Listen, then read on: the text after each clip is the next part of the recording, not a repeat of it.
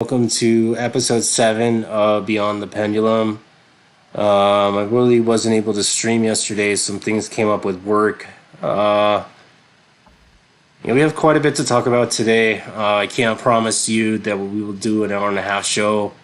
If you're listening to this on Apple Podcasts, this is not will not be a live show. It'll be a live recording off of our YouTube. You can find us on Twitter at underscore T underscore P underscore 1, or you can find us on our YouTube channel under the show channel Beyond the Pendulum.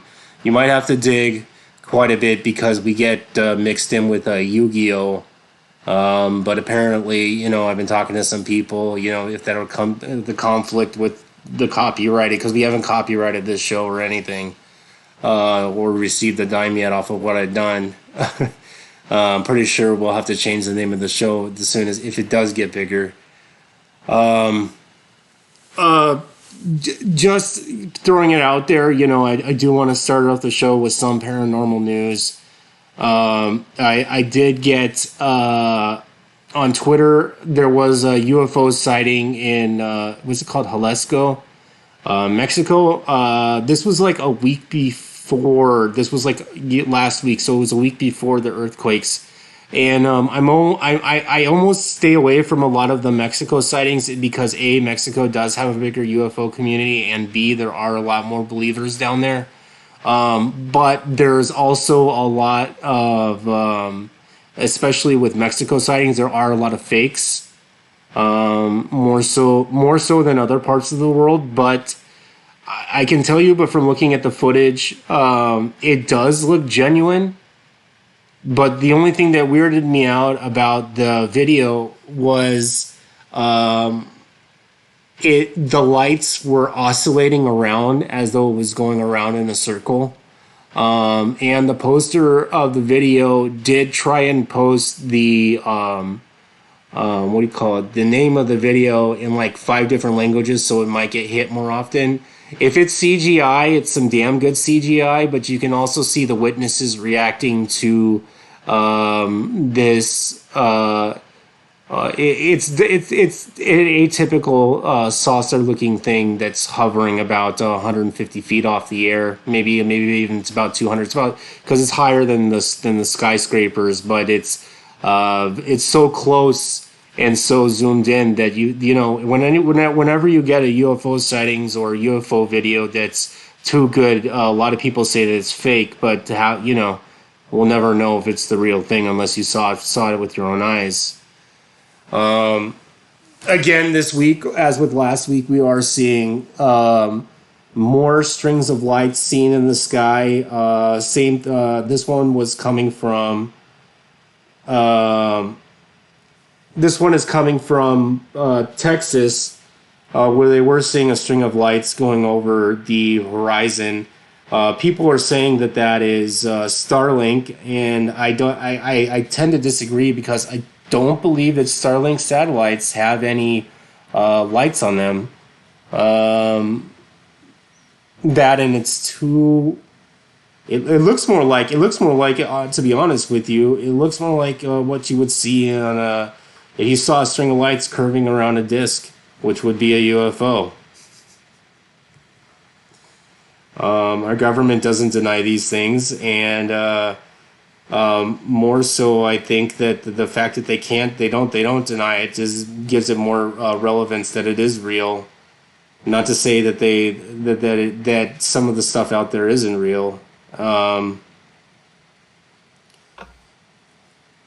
Oh yeah, Beyond the Pendulum. Yeah, Beyond the Pendulum is referring to. I don't know. It means beyond the norm.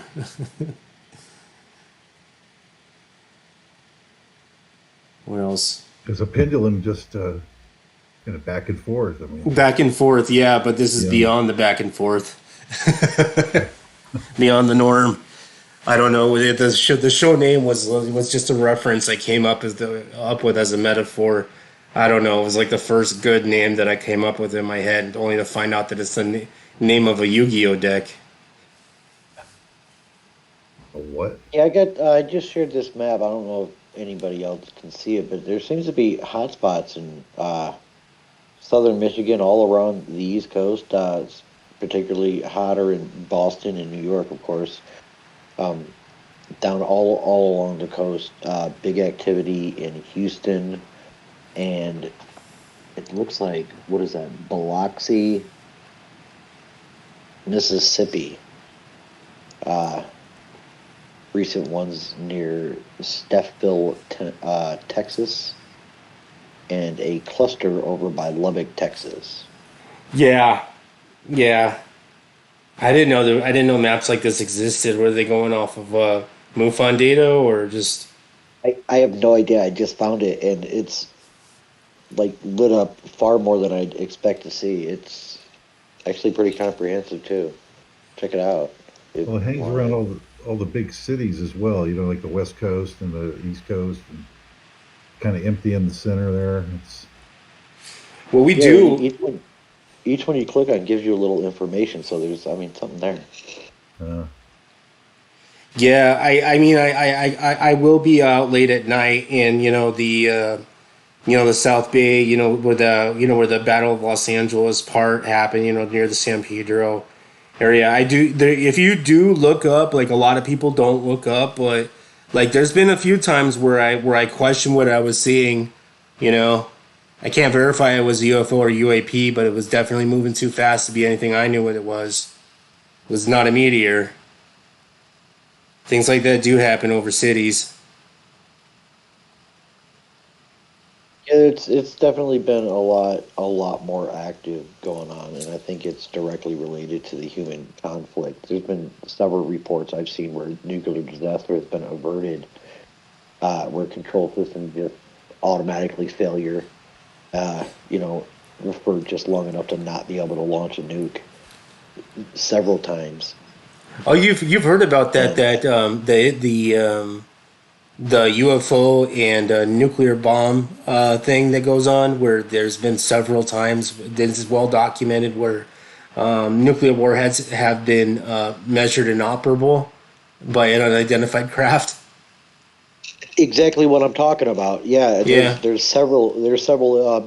there's actually been missiles that were fired that just shut off, and they're like, don't know why. I mean, the sequence has already occurred, and people just don't understand how many times nukes have flown and just been deactivated. Well, I mean, if you go back to, I mean, UFO and strange things flying in the sky has been going on. At least I think from the artwork that's out there, probably for a pretty damn long time. But I think the interest in wherever they come from, has spiked ever since we detonated the first nuclear warhead. Like, holy crap, these idiots can blow up their own planet. That would be a reason to come down here.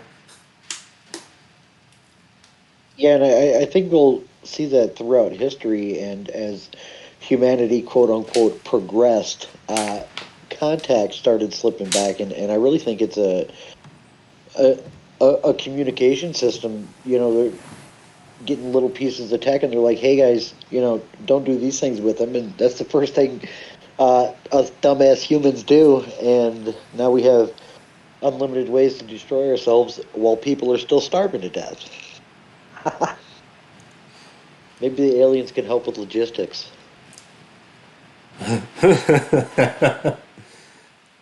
Hopefully. Yeah, there's been it, go ahead. we'd have to be useful to them in some way. I mean, I'm not sure we can pull that off. I don't know. It does seem like there's been a rise in activity, especially since COVID, or maybe more people are looking up into the sky. Um, the '90s were quite active, especially with the Phoenix Lights and various other ones. The big one over PA that went over 5 states. That was the supposedly like 7 football fields. Hmm. Yeah, Yeah, a lot of these UFO sightings, there are, and I see this more often than not. These so-called they call them skeptics.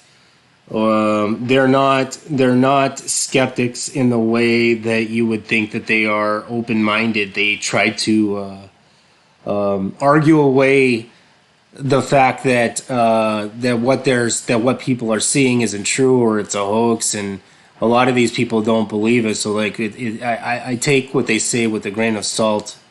But I often believe that for every 100 UFO reports, at least 10 or 15% of them are probably real, and the other ones are just unidentified or faked. But that still leaves a good percentage of real ones that are out there. Pretty damn good one. There's a lot, but I mean, a lot of people, they get these, they'll get these high-end cameras and they'll zoom them out, to the point where you can see, stuff moving way high in the atmosphere, and there are satellites, then a lot of them are moving 25,000 miles per hour or whatever, you know. Yeah, I don't know. Yeah, you can get it on a. That'd be a pretty damn good camera, though. But Oh, they you would think there'd exist. be.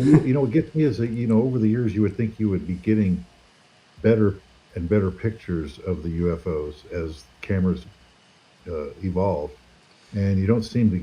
That doesn't seem to be the case. You still have these, highly zoomed out or kind of fuzzy pictures, and it's never clear. It's just like, well, that's got to change sometime. I mean, Well, the deal with that, and I've heard this talked many, many times over the years. I've been into this stuff, and a lot of it has to deal with, phone cameras are typically what people are recording on now. If you When it comes to celestial bodies, like even the moon, you won't get a pretty good shot even with a pretty decent, iPhone. A lot of that has to do with the distance in between you and the object, and the fact that you are not having the real telescopic lenses, which are necessary. And you're also dealing, especially if, let's say you do see a real UFO and it's way the fuck out there, let's say 35,000 feet. You're also dealing with, the atmosphere in the distance that can cause something to be out of focus. Not generally, but if you don't have a powerful camera, it will impact the way an object super far will look. But even with my iPhone, if I'll try to zoom something that's like a football field away, and I try to get it to look in, to get it zoomed in, it's still fuzzy as hell. You know.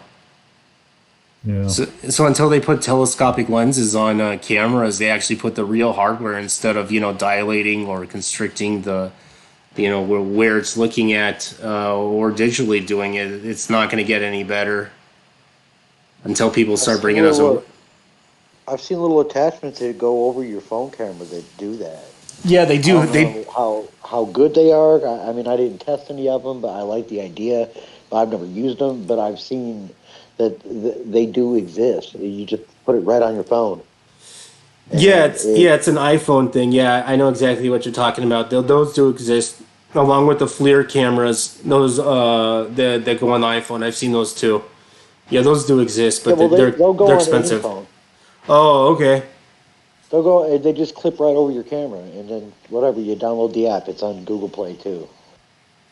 Uh, they're I don't know. I didn't try them, but they're universal. They'll go on anything, and it just literally comes out and turns into a telescopic lens for your camera. And it's like it takes your camera closer. I would love to use one on an airplane and test it. You know, see if I can get a clear picture of an airplane flying by, and then go from there. Yeah, Like you were saying, is that stable? The image stabilization is the issue. yeah, especially when you're zoomed into something to a far object. Yeah. Well, maybe if they land and they land right next to you, then everybody will say it's too good.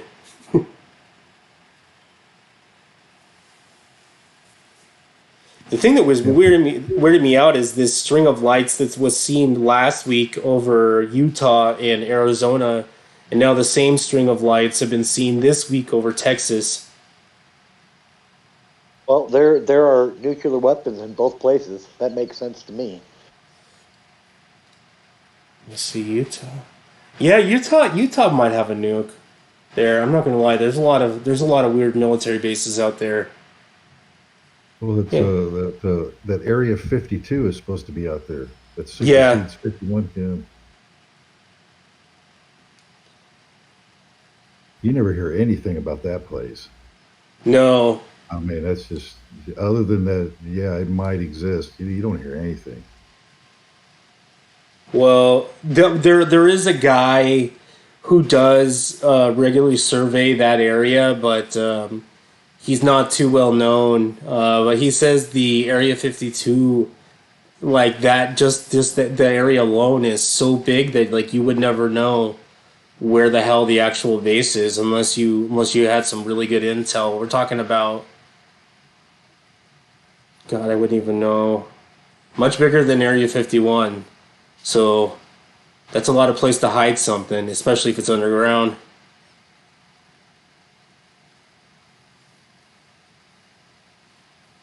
Even Area 51, I still believe what Bob Lazar and the others were doing over there. There's a lot of stories over the years that come out that are just too damn real. Too damn real. Yeah, he actually had kind of the education to back it up. I mean, it's a strange story, and like they all are, but sounds unbelievable. Well, and the fact that he was, Bob Lazar was talking about an element we didn't even discover yet, and a star system that's kind of believable if they were doing stuff, and even I mean, there's a lot of stuff with this story that are weird that kind of that would throw him in the ballpark zone, but it's only done one thing to his life and has made it more complicated. That's why he doesn't like talking about it too often. I've tried to reach out to him several times on our other show, to get him coming on to get him on. Or I was emailing his company, and he doesn't ever respond. That's the part about his story that makes me believe it even more, is that he doesn't like talking about it. I liked a lot of the work that Zachariah Sitchin did.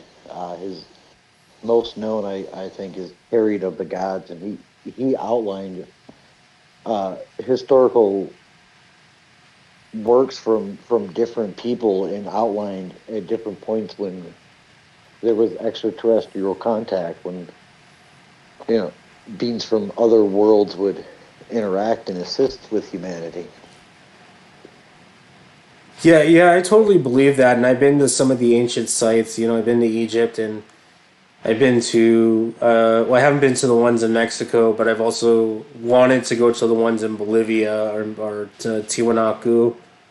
And though I'm not gonna lie, dude, like if you think that ancient man was able to do this with slaves, they've it's been tested scientifically over and over and over again. There isn't enough resources to move the blocks that heavy from where it was, even if they were using water dams and boats to get it up to there. They're saying most likely that these blocks were fused together with heat in a lot of these ancient sites, and that would make more sense to me than a bunch of guys, lifting 30-ton stones that are that are 10 feet high. But what kind of tech were they using to fuse stones together? Lever of fulcrum and a bunch of logs to move it, to fuse it together. You could just It'd be some sort of it'd be some sort of chemical reaction. yeah. That would be the only kind of ancient tech that I think. I mean, maybe they accidentally knew how to fuse stuff like that, but Well, that would be the it's the size of the blocks that's the problem. You have a hard time moving large blocks like that even now, and yeah. those are even so much bigger. So it's it's really unexplainable. It would if they had some sort of tech where they were pulverizing the material and then fusing it with heat. But I don't even think there's any evidence of that. Wouldn't you see singe marks or something on it? Maybe they just understood magnetism in a way that we can't comprehend at this point and did something completely different with magnetic fields and was literally able to make things levitate with a current. Well, you can do those kind of things with God. Have you ever heard the Hutchison effect? From No. the Oh That my sounds like God. So this was Dr. Hutchison, is a physics professor who was like some Yahoo that was playing around with not your average static electricity, but we're talking he would be using ultra massive Tesla coils and stuff like that to produce these huge static charges in the air, and he would find that even stuff like hammers and stuff would be able to levitate with these kind of insane fields that he was creating, where it seemed that matter was not really abiding by the laws of physics, where it was even at times even melting itself. And I think that's kind of possible if you're working with hundreds of thousands of watts or whatever he was using. He's kind of scoffed off as a Yahoo, but there are some people that take his work seriously. I don't know. It's the eye of the beholder. Was he faking it, or was he really some kind of like mad genius? I think he's some sort of mad genius or an idiot savant. Yeah, if you look into it, it's called the Hutchison effect. It's where he puts such a high electric charge in the air that stuff starts levitating. We're not talking like your average static electricity. We're talking amplitude of 1,000-fold higher.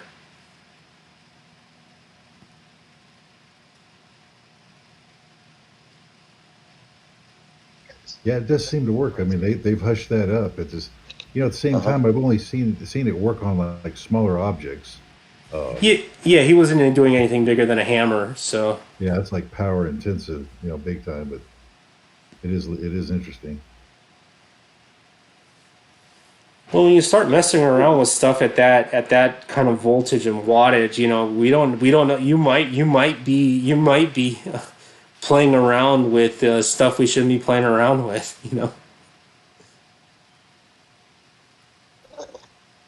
Got to watch out for arc flash too. Yeah, that too. Pushing it too far away. Well, because even what they were doing with harp was kind of ridiculous and kind of it was something they shouldn't have been doing. Yeah, that thing always reminded me more of like a very low frequency, like submarine communication type setup than anything. At the expense of I, burning holes in the ionosphere. well, yeah, I mean, maybe that's a side benefit, depending on how you look at it. But I just look at that as just like, man, like because of the amount of energy that's in us in most storms, and then the little bit we can kind of run through our power grid. I just never really fully believed you could control the weather like they say they can, but I don't know. Yeah, exactly. Well, it'd be easy to control because it's already in motion. Now, I have difficulty saying, from clear skies they can just manifest a tornado, boom, somewhere. Like I no, I think weather manipulation is what's occurring, and they're using existing patterns and they're creating adverse patterns that interact with it to create something. They're using the natural forces and creating an opposing force and then causing storms to occur. That's far simpler. Yeah, and it could work in with that the metallics that they spray up there, the chemtrails, are mostly metallic, which would merge in with some electromagnetic heart field or whatever you're using, could be tied together.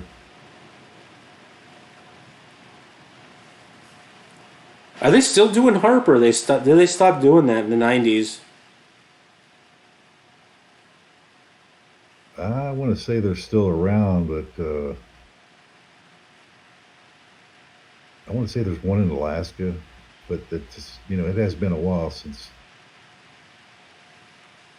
But as far as like the chemtrail, in the was it the stratospheric aerosol injection, you know, that's real. Yeah.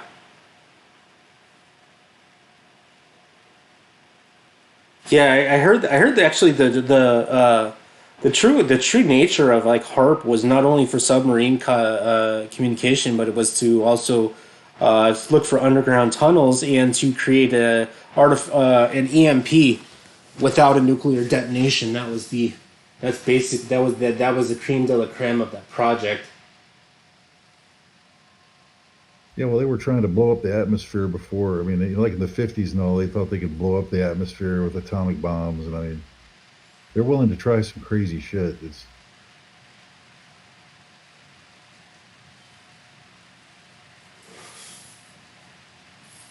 Actually, they did. They We're tried. seeing more activity. Yeah. I was gonna say. Yeah, yeah. No, they actually the Russians tried to blow up the atmosphere. Remember the Tsar Bomba, those massive biggest, ones. yeah, the biggest one ever detonated was blown up in the atmosphere. It's like a radioactive lake right at the center where that thing was. Oh man. You Yeah, I know think they that. got films from like 80 or 100 miles away, and I mean, they would still blow shit away. I mean, it was just total destruction, that far out, all the way around. That thing was a monster. Yeah, I just don't understand why. What was everybody's fascination with atomic weapons? We knew it was bad, but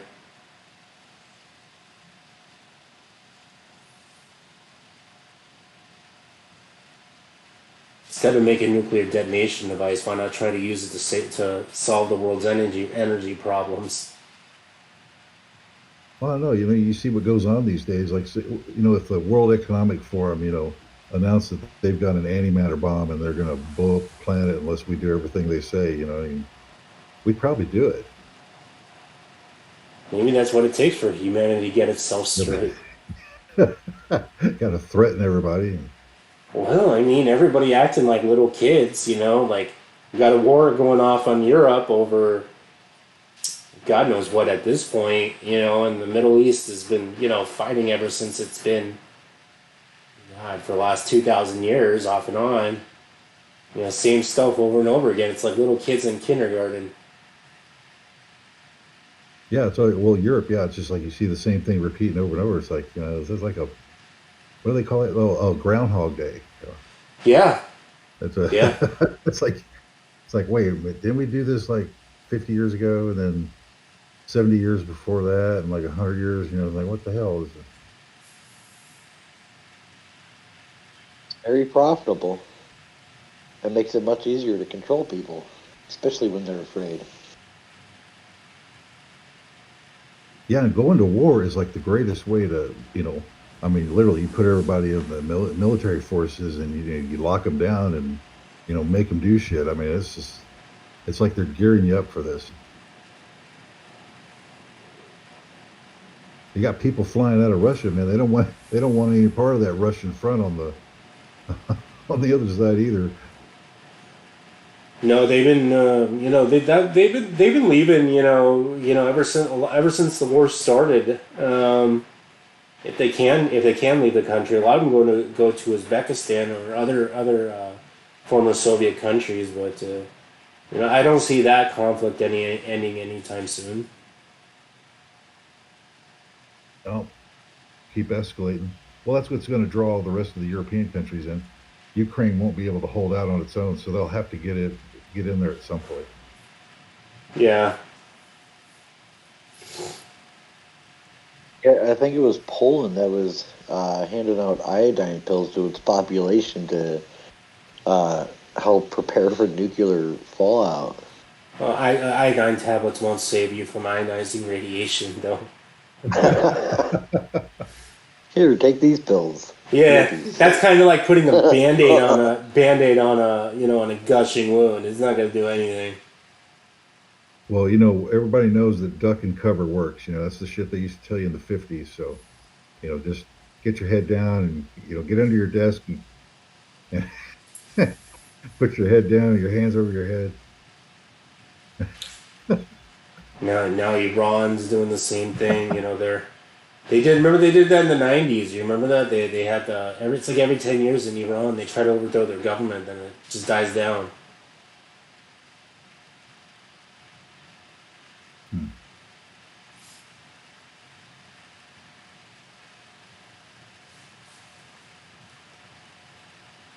Yeah, the Europeans, they better start doing their weight program, doing push-ups and everything. And you're going to be on the Russian front here pretty soon.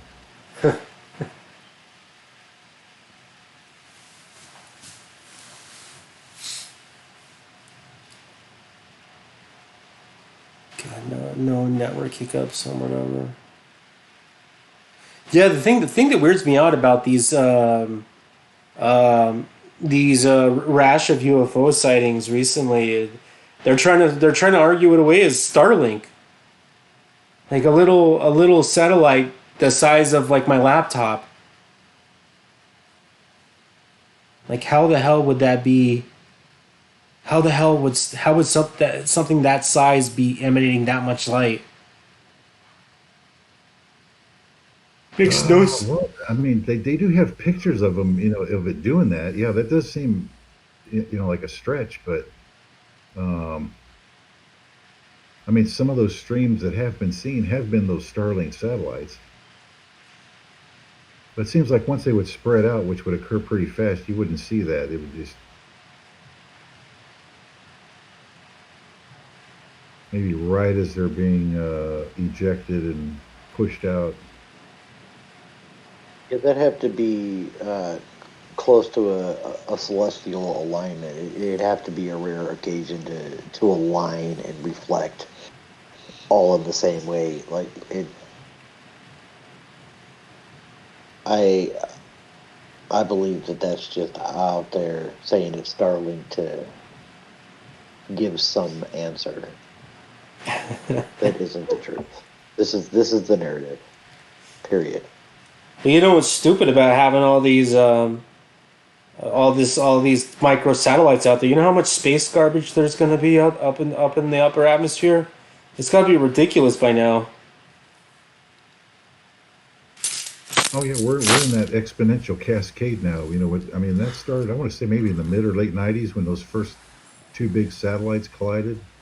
Now there's just these clouds of parts and shit everywhere. Just Welcome to space. Don't mind the garbage flying around. yeah, try to avoid there, all the garbage.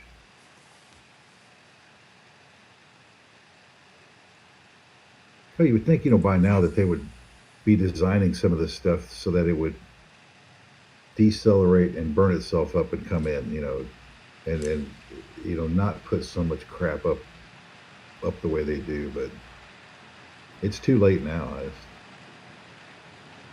And then now you got this guy, putting out like 50 satellites at a time off of one rocket. You're like, shit, man. Well, Gonna be crap everywhere. What's that stuff worth? Why don't we just go get it? I don't know. I mean, There's got to be parts. there was talk about trying to put some sort of like way to get rid of the space junk out there, but when stuff's moving around 25,000 miles an hour, Yeah, your you get a options are. certain amount of it, but the smaller thing, the smaller it gets, the harder it's going to be. But at those speeds, man, you're screwed. You miss something. That's just it all decelerates over time in the atmosphere, but that's a long term effect. Yeah, a lot of the objects eventually do fall down into space. Yeah, that does happen quite a bit. Yeah, I mean, there's still that micro atmosphere up there that slows stuff down over time. Now, geosynchronous, I don't know. That might take a while. Yeah, the GPS satellites are way the hell out there.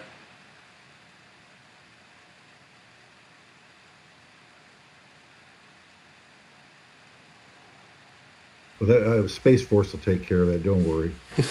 They're already on top of that. Any updates from the James Webb? I haven't looked for Uh, that in a while. they got a lot of images, and they were able to take a picture of the first non-celestial, or non-solar, or they call it. They were able to take our picture of a first planet that's not in our solar system. But this planet is 7 times bigger than Jupiter. Yeah. Could you imagine that? Like a monster at Jupiter. That's crazy.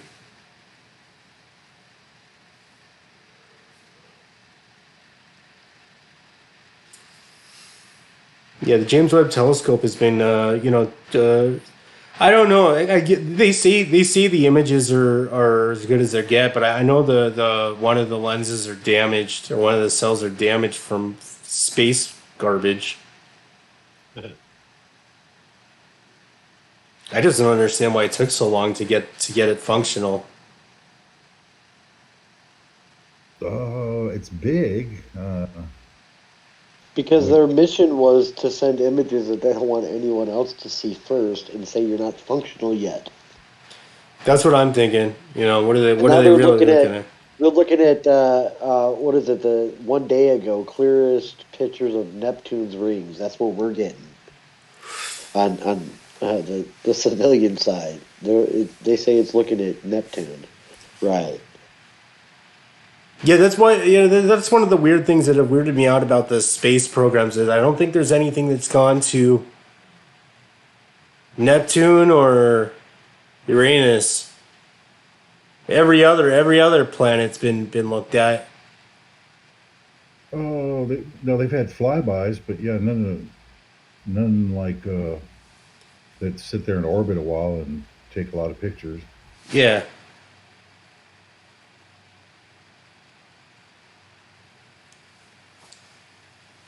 They should. You think with all the money they blow, they could do that, but You'd think.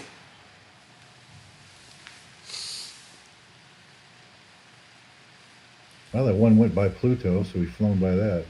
You got Yeah, one that coming was. up. This metallic asteroid they're going after. I guess it's still a few years or so off, but Oh yeah, they're gonna try and blow it up. Is that the one? Is that the one? no, no. This is a. I think it's called Psyche. It's an asteroid that has like a real high metals content, like high in nickels. It's like a planet core that got started but didn't fully develop. Oh, okay. Let's see if I can find something on here. Fairly new. I mean, the mission has been out there for a while, but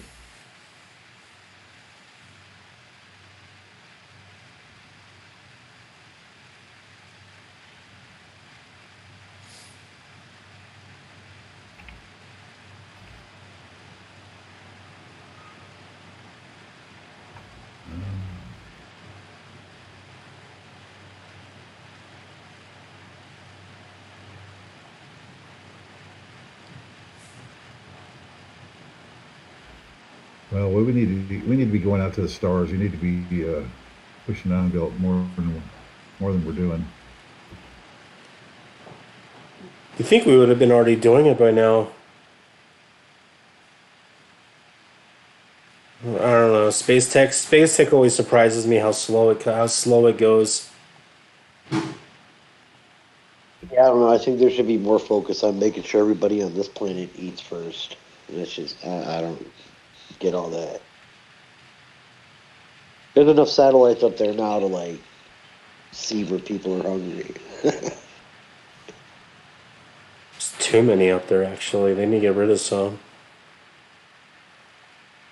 Can't keep on. You can't just keep on having shit flying around up there.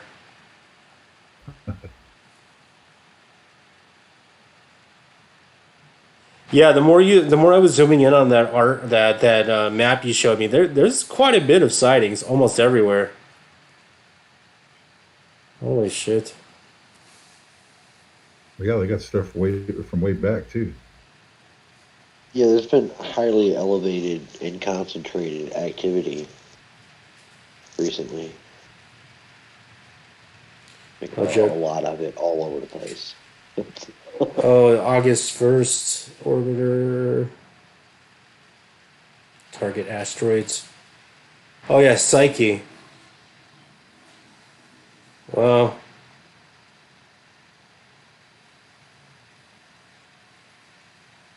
Now that one actually makes sense. I mean, if you're gonna like corporatize space, you got to have a reason to go there. And if you got an asteroid that's worth like trillions of dollars, that'd be a reason to do it.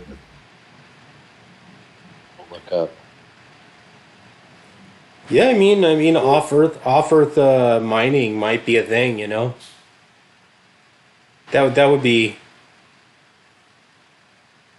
That'd be kind of actually ideal, to be honest with you.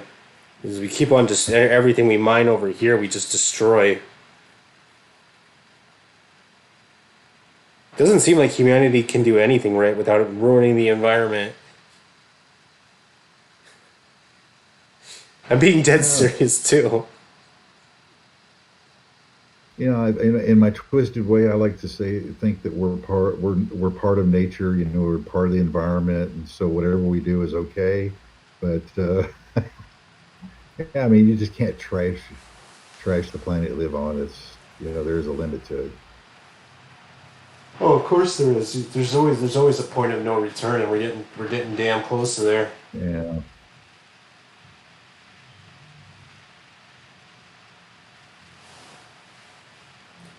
I think we're already past that, and right now we're mitigating back from fighting robots from caves.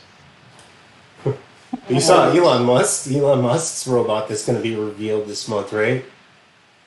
Oh, joy! Yeah. Here it comes. Yeah, this thing looks creepy, dude.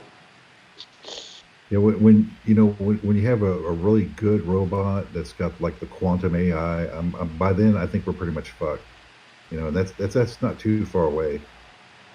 And of Hopefully course, the sun immediately. will take care of it. Huh?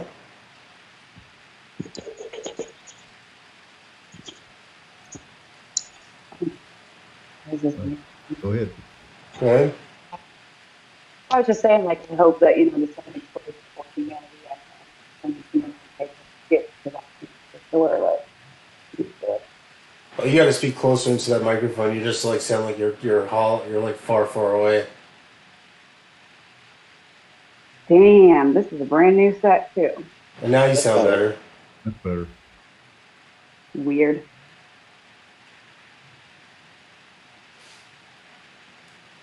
Yeah, this Musk robot, AI robots, creeps me out. It's called Optimus. What's the do? Oh, Optimus.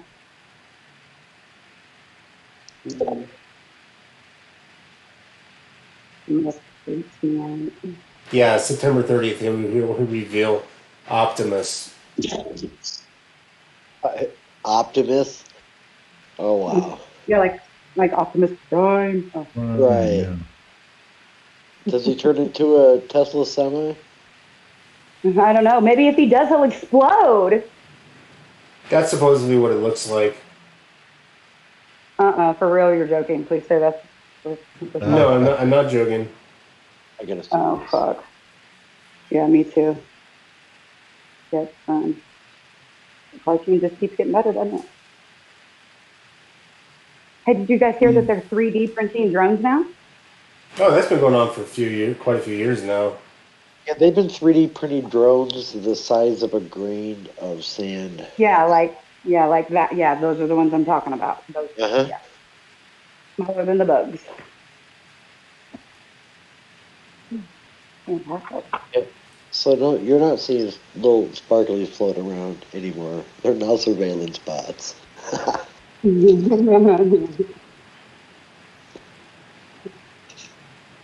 Them too. Let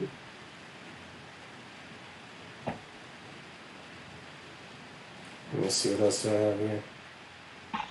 But what can we do to track a UFO? Like let's try different things. Like Oh, that was going to be on my let's get some next. footage, man. That was going to be on my Yeah. next topic, which is topic 2, bridging the gap between the occult and quantum physics. And there seems to be, and I know this from studying it for years, but there actually is some science between intention, the what they call observer effect, and there's been quite a few experiments over the past 20, 30 years where they've been 30, dealing. yeah, 30, 40 years. Yeah, where they've been doing experiments with intention and results, but these experiments go back from not spooky Double action. split experiment. Yeah, double slit experiment, but also they were doing experiments with random number generators, and What? for yeah at where was it at God, which college was it Somewhere at? CIA-ish. No. This is college. Oh, for Purdue, real? Purdue University or something like that, and they were yeah. So during large events, these random number generators, and it takes a lot to make a random number generator pretty random, and they even um, uh, electronically shielded the parts of these electronic generators, and it seemed to be 2 hours before a huge event, be it earthquake or massive people dying or whatever. The number generators would generate numbers that weren't so random. And also, when they would do experiments, when they would get groups of people to focus on it, it would generate numbers that were not not random at all. So what I'm saying is that there might be some bridging between the occult and not regular physics, but on the quantum level and quantum physics, because that's where the laws that we think that are apply really don't apply. I don't know. Was it even at the end? Crowley even talked about this kind of weird stuff. There might be some crossover between intention and our effect on our surroundings, and it's been backed up by scientific experiments over and over again, that if you get a group of people and they focus on something, some results do happen. It's not like a double. Now, when they get the praying experiment, that one always fails. When they pray for somebody to get better, or they do classical music on the plants, that's kind of wishy-washy. But when you get a group of people focusing on one thing, or some sort of measurable thing, like we caught talking about random number generators, they start generating numbers that aren't random. It's bizarre. So I mean, if you want a UFO to come, get 100,000 people to focus on a UFO coming. I don't know if it would be UFO, different UFO. What I keep saying. Oh, you got to talk closer to the microphone.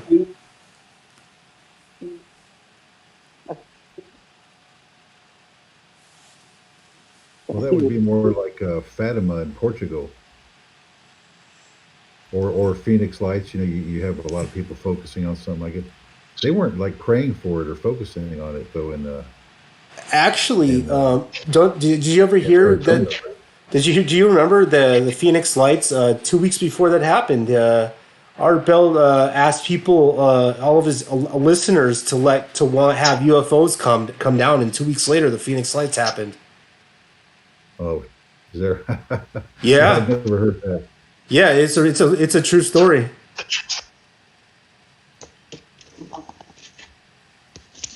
I don't know much about that stuff, so I can't really speak too much on that one. Well, I mean, the laws of our universe might be more malleable than we even think. You know, about the quantum computing, but No, quantum, the way physics has fallen, on the smaller, universe, that are what we think is finite is not so finite. Like objects disappearing in different and appearing in different parallel realities, and then reappearing in a cup. Like we've even had where they've had so many particles in a container and a machine that measures it, and every once in a while one of the particles disappears. There's nothing wrong with the equipment. So where did it go? You know?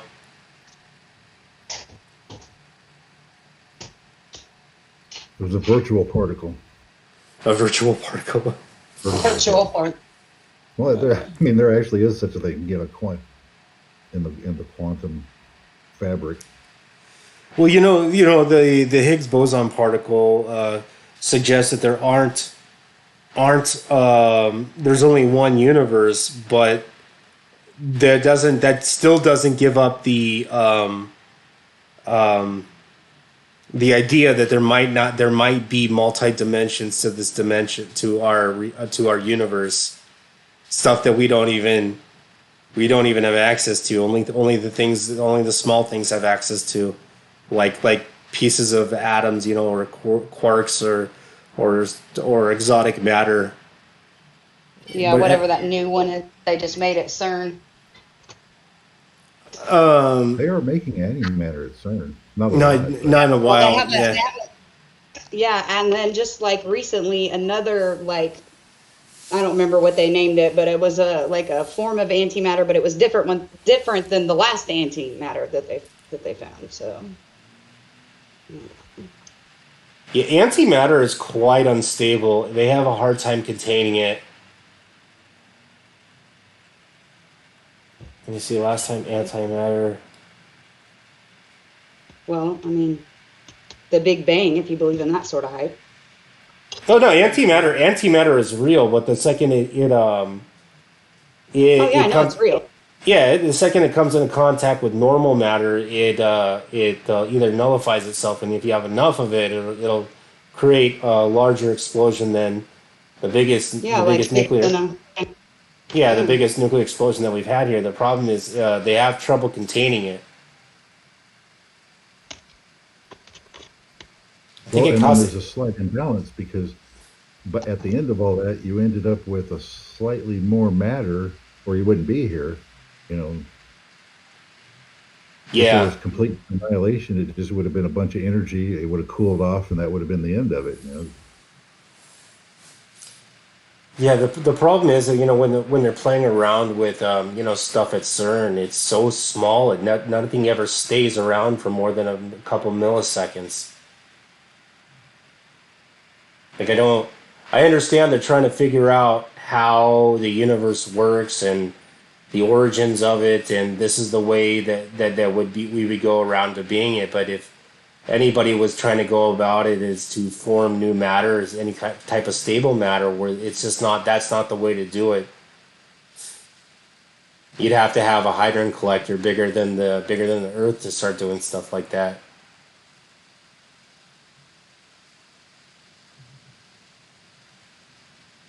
Do you remember when they set up the CERN and they booted it up and it broke itself? Well, yeah, they have had some shorts and whatnot equipment, over time.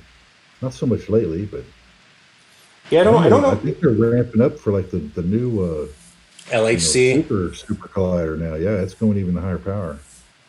Yeah, they've been working on that thing. I think it's supposed to be done at the end of this decade. But we've had large colliders. It's not a new thing. They've been around since I think the 40s. Yeah, the energies just keep getting higher and higher, but kind of at a crossroads here in physics. You don't seem to be any way to unite all the forces and make it all clean. You got all these weird effects and can't really tie it all together yet. Well, Eventually though, if they can make stable matter from doing that'd be a breakthrough. But it seems more experimentation and universe. We call it research into the origins of the universe than it is to making new matter.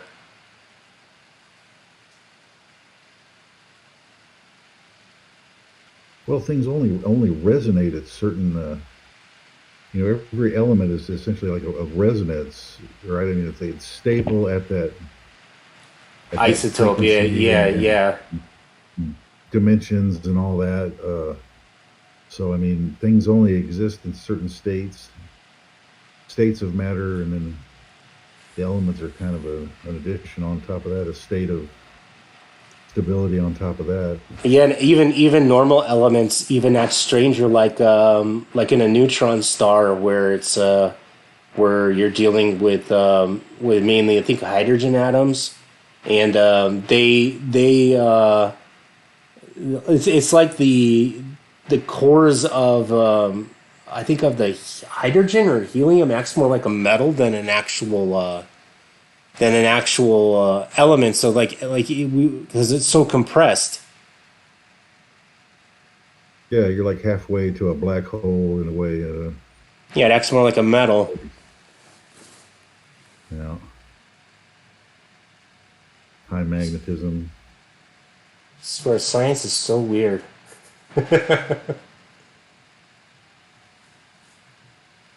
Yeah, now one of the things that I've come across is this this extending of the quantum effects into our universe. Is this uh, uh, the way you can like digital states and all that. It's like if your universe is responding in a similar quantum way as what you see in electronics. I mean, that just opens up a whole bird's nest of potential questions and possibilities. You could interact with another universe and then just kind of blink out in a big flash, like a diode. Oh, that'd be crazy. Yeah, you jump to another quantum state, but then you can't go back. It's just But they say stuff like that is possible. Even time travel is possible. yeah. I mean, it makes sense. You think about it as like, oh shit, that's right. Yeah, I mean, if it's the same effect and it's everywhere, well, damn,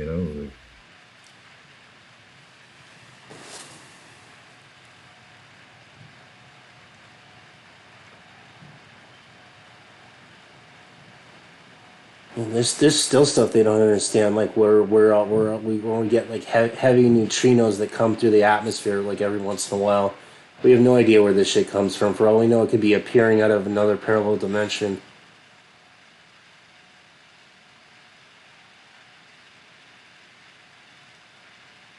Apparently, some of it is. Actually, have you ever heard of God?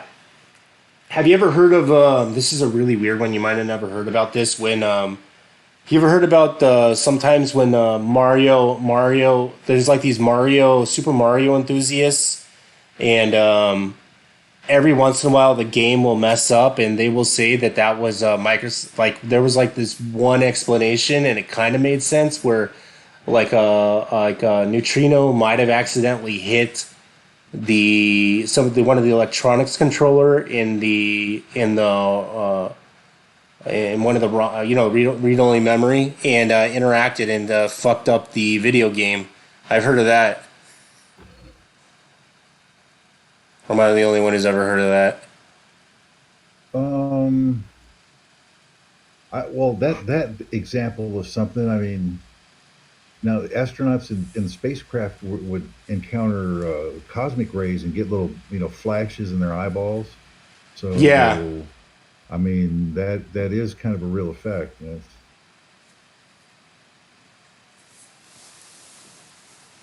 I mean, you would think, even in electronics, I mean, if you're running something, you know, at these speeds now, billions of times a second, there's got to be fuck ups here and there. I mean, it can't be perfect every time.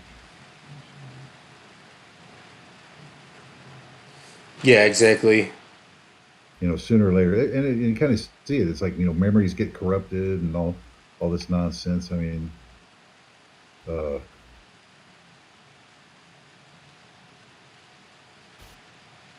I see it almost every day. I'll have the exact same equipment.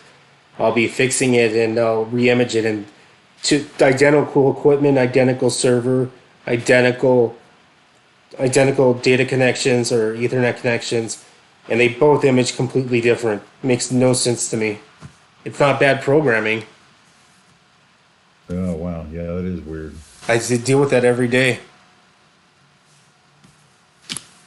Way back when I was going to school, they had us read a book. It was called The Soul of a New Machine, and they were essentially coming up with that even back then. That is like, every time you build a machine, it's like almost a custom build. They're all different. Uh, all have these, you try to make them the same, but even though you've narrowed it all down and standardized and whatnot, it just that some of them have these effects and weird traits, and I mean that is real. Like every I plane flying's different, every car's different. it's crazy you say that, but I see it almost every day.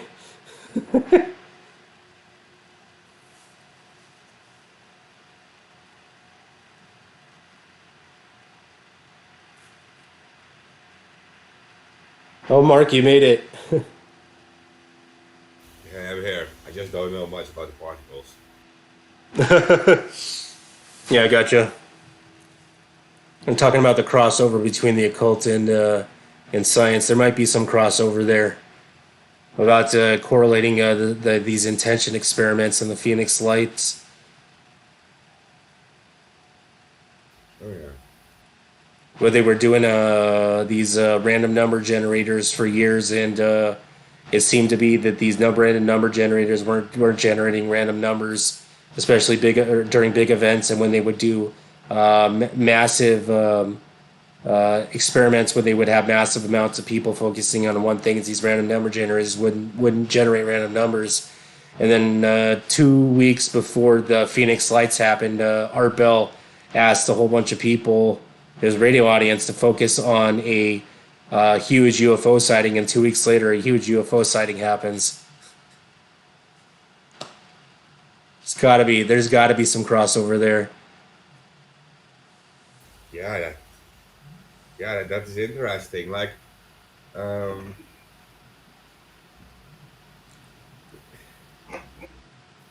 it's like Art Bell is a Freemason too.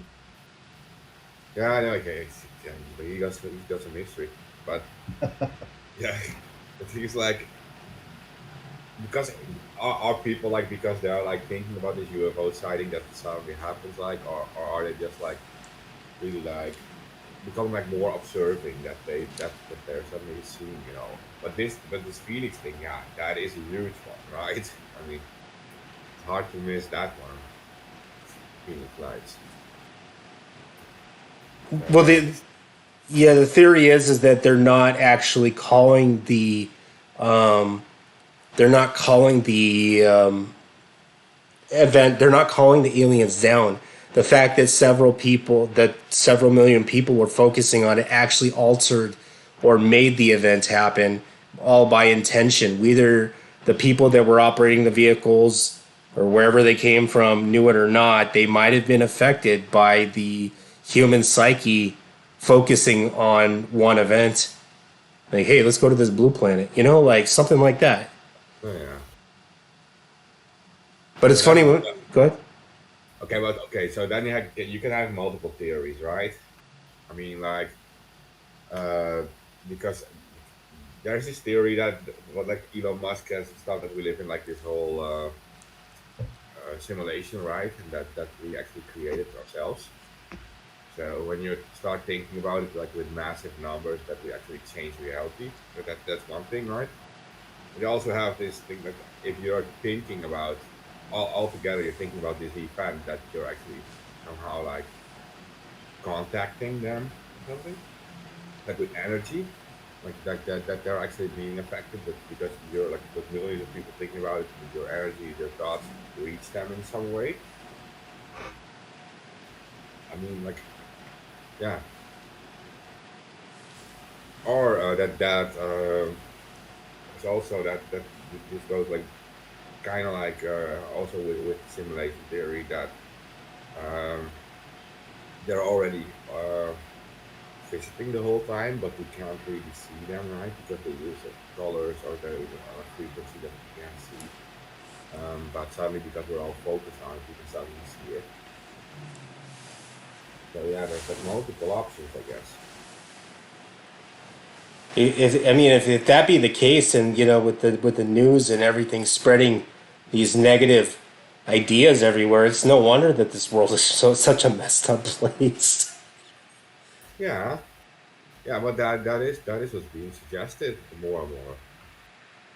Like that we create our own reality, right? And like in small ways, it already works. Like if you're happy, you're also like radiating this happiness. People also like respond happy to you if you're walking on the street and whatever. So in small ways, it's already happening. But now we don't know like what these massive numbers do it. But I mean, you have to not actually like think about like I hope these UFOs show up or something. You have to actually believe that they are showing up. To like really believe it that they're going to show up, and not because like Art Bell says like yeah let's all focus on UFOs coming. You're all like hoping together. There. You have to actually know that they're showing up to change it. Well, that goes back to the idea of being able to manifest something. I mean, we have the ability to, have an idea in the mind, and then are able to actually, create it in the physical world and actually manifest it. Yeah, but it also goes into like alternate timelines and whatever. Like you have and parallel realities, right? They're also saying that there's like multiple realities of things, and they all are a little bit different than this reality, like a few degrees or whatever. And, when you're actually knowing that they're showing up, then maybe in some like parallel universe they already showed up, and um, yeah, like in that way. So yeah, this is very difficult, but Well, yeah, there's enough evidence to say that they know from CERN that there's only one universe, but that doesn't still disseminate that there might be multiple layers onto this reality that we can't interact or even understand due to the limitations of being a large body of matter. But if we were a single particle, we might be able to break through those barriers. Like when they've had the experiment, like we were talking earlier, when they have like 4 or 5 particles in a container, and they have a machine that measures how much is in there. Every once in a while, there'll be one less than there was before. Then where did it go? Because the equipment was functioning perfectly, and their theory is that these things can go into not parallel universe, but maybe a different dimension, and then come back into ours. This is not an isolated incident. This has happened multiple times when they've had the same equipment hooked up. It's every once in a while there'll be one less than there was before, and then it'll show back up. So there might be more science to what you're saying. It's just we just don't have the answers at this time. But I'm pretty sure sometime in the maybe near future we might be able to figure it out. yeah, I see that's the perfect answer. It's just it's science, and because it's always pushed in this little corner of the fringe things, it's not being investigated like it should, because it is happening. Yeah, definitely. But even in mainstream, like mainstream science, like look at like Stephen Hawking, for example, when he said like we're talking about the Big Bang, whatever, right? And then he says like, where's this Big Bang coming from? And then they are talking about parallel universes, right? And talking about it. Even they're giving a number even, I think it was like 15 or something, and they're talking about these little bubbles that exist, and they like that this bang is actually coming from like a parallel universe, like kind of like a yeah, these bubbles be connected to each other. Um, but yeah, that's it. You're right. It happens, and it's not on an accident. There's the this also goes into religious things like like Kabbalah and stuff. Right? Yeah, yeah, that's what we were talking about. There is some crossover between the occult and science. With what was his name? Like Aleister Crowley was talking about this stuff towards the end, where the magician could know that the universe is malleable, and that the operator, he would say, that could alter his own reality, not in a quite literal sense. If he could focus in that much, the operator could alter the events in just by thinking it. And that's where the bridge over comes between the science and the occult. Is the ritual just a focusing matter, or is it the actual psyche of the person creating and manifesting whatever is happening? And it might be both. It might not just be. That's where you get the crossover with religion. It might be both. Because Yeah, well, there is. your beliefs change what you do, and the things that you do, and the places you go. So I mean, there's a direct effect. Your beliefs do change the things that you do. Yeah, I think so too. And then when you're thinking, you're also thinking in words and images, and it is affecting at least that there is something going on, right?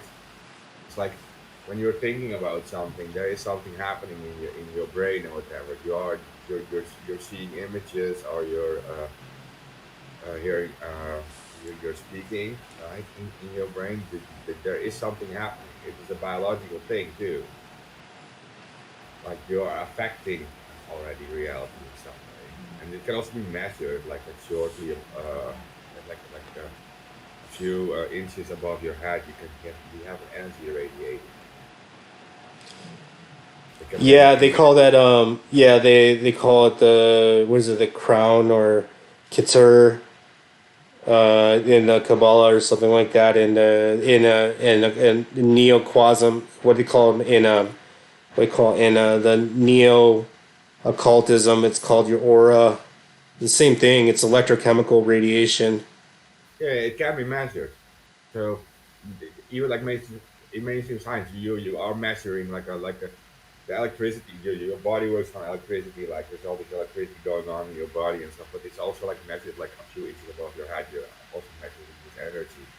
So you are actually influencing it in some way. And it also goes into like all these strange things, right? Like when you're thinking about a person, this person suddenly calls you, for example, and what is happening there? Uh, you'll have a mother with a child or whatever. So the child has like this accident, and this mother has this weird feeling about it that something happened. So there is this connection going on between people already. That's what I think. That there are these many examples, and so when you're thinking about something or when something happens, then you are connecting in some way. And the weird thing is like we're always thinking about this in a mythical way, and like, but it's all because it's being pushed in that direction, and science is not really looking at it that way. It should, I think. Just I think it could be very powerful.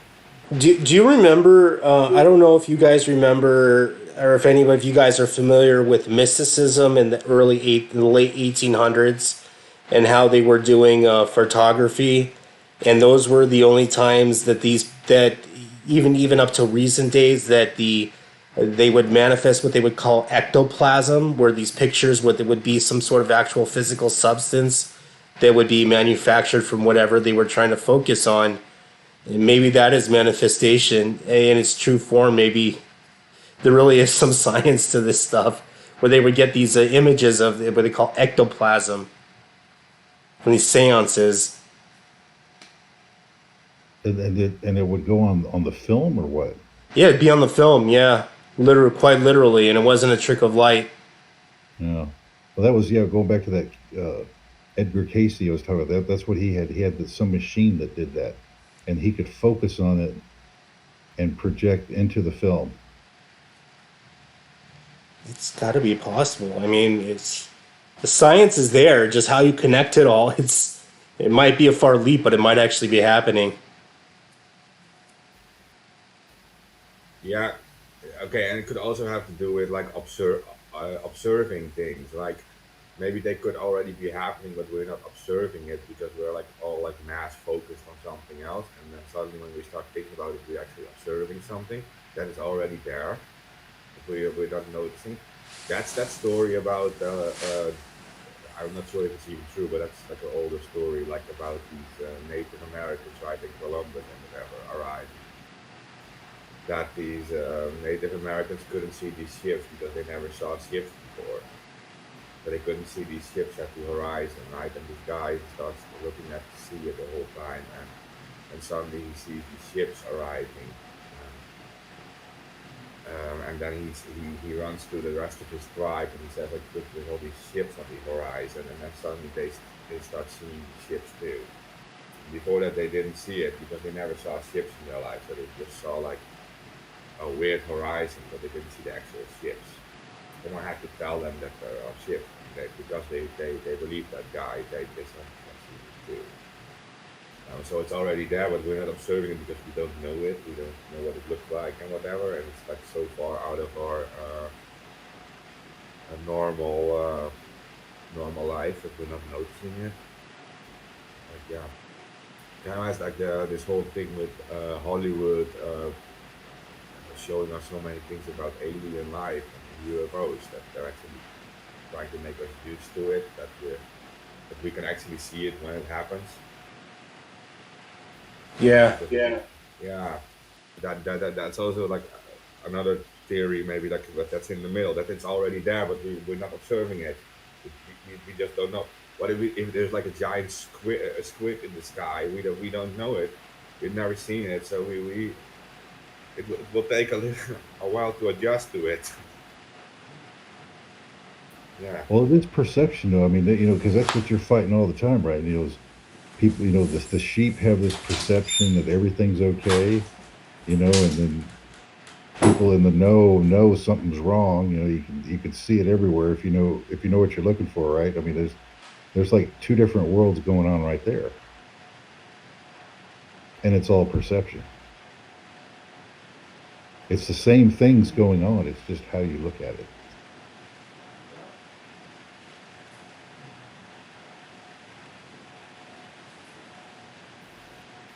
Yeah. And Yeah, it's I mean, only, the media, it happens all the time, right? All this stuff is happening, and they're explaining us with the mainstream media, like what is actually going on, and usually the story is fucked up, but because the masses believe it, that they would actually believe it happened that way. But um, it's actually very different. But it is a mass mindset that they shape how we look at current events, but actually that's very different.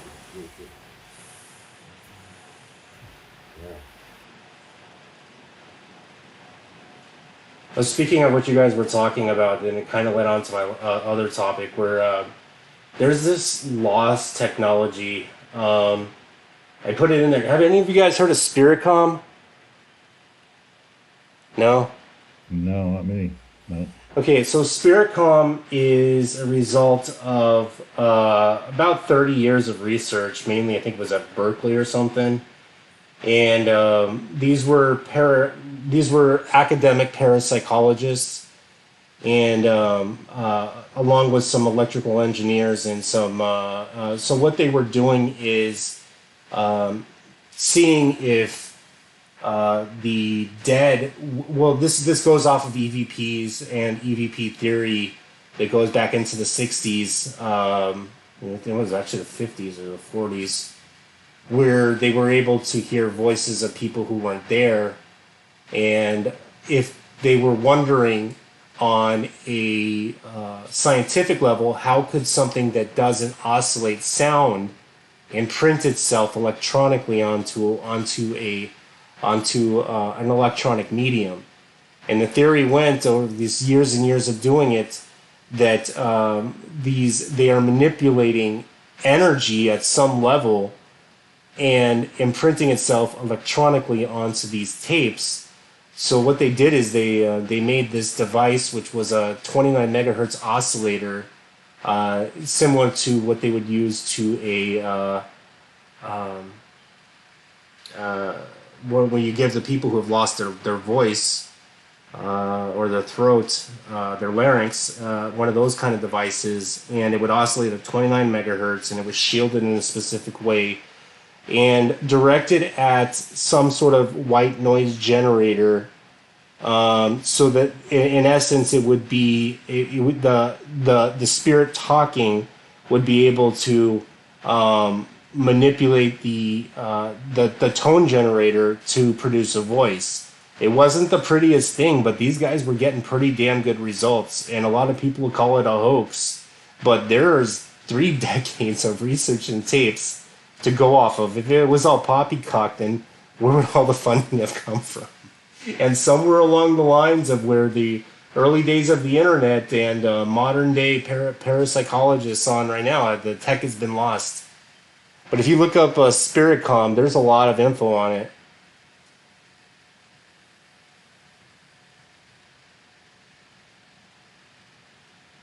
I found that amazing. I hadn't heard of that before, but I mean, it does fit some of the things I've heard before, but I've never heard of that. Yeah, these guys were talking to one of like a dead scientist for years, off and on, and sometimes it would work and sometimes it wouldn't. And they would constantly in their tapes, because there's years and years of tapes, they would say that they had no idea why it didn't work sometimes, but they tried to isolate the white noise effect in the background, which seemed to, which it's probably easier nowadays with modern digital audio techniques, but you could probably get a better result. But the goal was to have a way for to prove that there was an afterlife, and they were getting some pretty damn good results, and that instead of having one-way EVPs, there would be some sort of interaction between whatever is left over of the person, whatever is left over, between the living and whatever doesn't have a body. But I don't know. There's a lot of research into this stuff to say that there might there how should I say this in a nice way? There might be some science, some real science behind this, and then when there is some sort of afterlife, but they might exist in a and specifically in some sort of measurable energy form.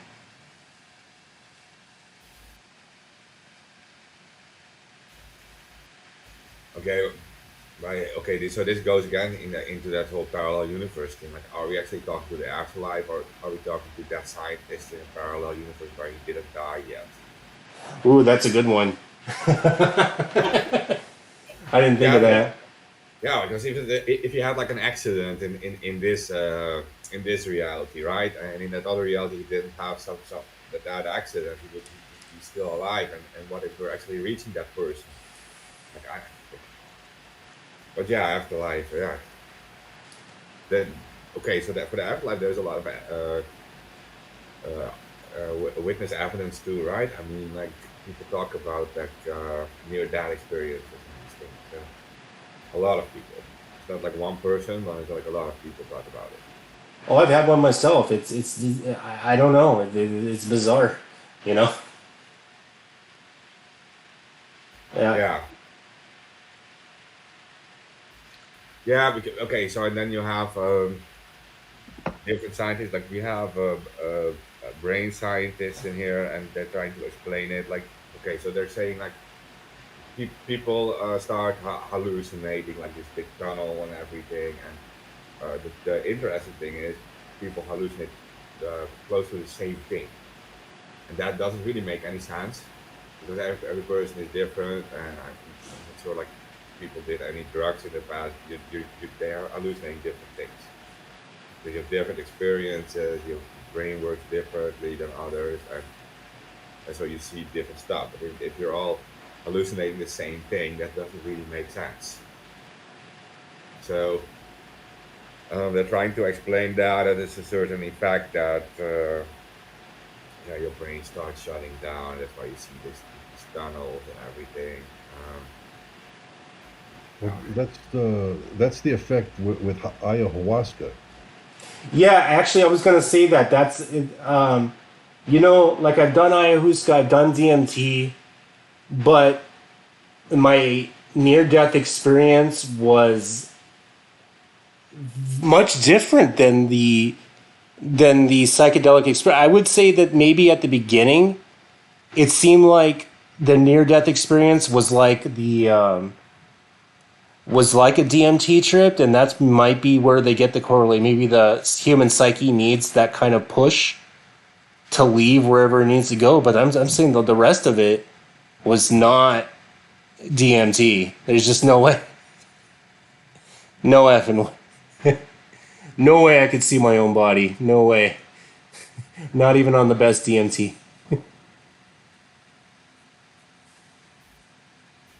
okay, I did have that once with mushrooms. I use mushrooms and I could also see myself from above. Oh, you could. Yeah, but that has to do. That's what they're also talking about. That you're losing a sense of perception with it. Like, but it is very strange. And I'm not sure if I actually saw myself from above either. I was just thinking it. Like it was actually just kind of like in a dream state or something. It's funny you say that because we were talking about that before the show when I thought I had a real out of body experience when I did too much ecstasy, and I was for a second I was almost I was completely fucked up, and then all of a sudden I was sober in my next door neighbor's yard, and then I was back in my body, and it happened that quick. Like I was confused about the whole thing, and I didn't do any ecstasy for many years after that. It freaked me the hell out. Yeah. Okay. So with mushrooms, I don't really know. It's like because like sometimes when you're like sitting in a crowd of people or you're yeah, just sitting somewhere, you are actually thinking about like how I'm not sure if you guys do that too, but sometimes when I'm looking at like how does this look like from the outside? People are looking at us, Yeah. and maybe at that point I was actually thinking about like how does this look at it from like a distance, and then I was actually hallucinating that instead of looking at myself like directly. I was actually just how to say like yeah, I was just fantasizing that part, right? That I was actually, but um, it's impossible that people hallucinate the same thing. I think, and that it suddenly made me think. We discussed this about it in a previous episode about like sleep paralysis. That everyone is hallucinating the same thing, sleep paralysis. Yeah.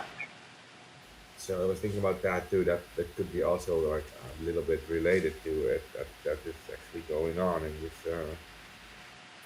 that's also that we're like connecting to something else, like a different reality, different world, afterlife maybe. Yeah. Well, Which yeah. does make Go ahead. no, it does make sense because like and it goes on for thousands of years. Like sleep paralysis, for example, too, and these stories about like some presence in your room or whatever, and this demonic type of presence because it never feels good. But you actually have a feeling that it's not a positive figure, and that it goes into this whole these occult stories about like succubus and everything. Visiting you at night, or like the stories about witches and everything. It goes on and on, and people have been hallucinating the same thing. So it's not like uh, we have this the whole thing going on right now, like with all this technology and how we're looking at the world. That's why we're all seeing the same thing. No, it's actually like thousands of years ago. They also hallucinated the exact same thing. These humans hallucinate, but they're seeing this. They saw the same stuff. So that doesn't really make any sense. Like if anyone ever used to listen to it, and if anyone's listening to this and they've ever used any drug, you know that you're hallucinating different things. You're not seeing the same stuff as the person next to you. Doesn't make sense. Yeah, exactly. That's Yeah.